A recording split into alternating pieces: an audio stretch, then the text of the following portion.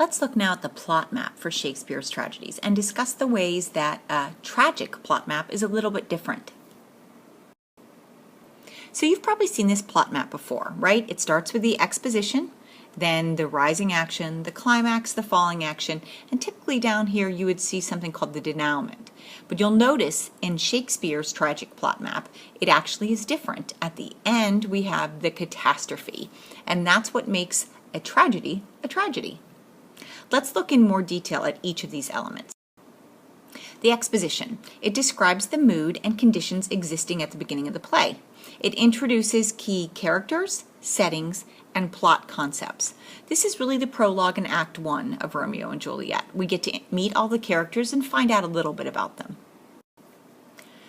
The next step is the exciting force. This is the event that gets things going. It begins the conflict of the play, which will continue. Next is the rising action, follows the characters and develops the plot as the play moves towards the climax. And the climax is the turning point of the play. From this point on, the hero moves towards his inevitable end. The falling action includes events from after the climax up to the hero's death.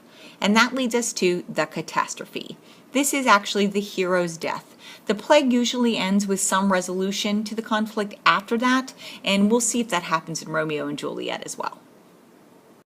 So here's another important part about a tragedy. Typically, we have a hero, but this hero has some kind of tragic flaw. That's called hamartia. The tragic hero is essentially a good man with a character weakness, and that character weakness is his tragic flaw.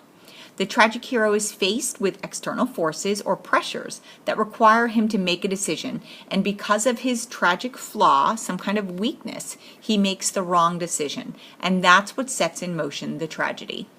There are two parts of this that are important. Number one, that the hero actually has this flaw that leads to his downfall. But notice that there are also external forces. And lots of times in Shakespeare's play, it's fate. So it's as though it was already going to happen or something predicted that the hero's demise would come about. But these two things work together, an external force and a flaw in the hero himself.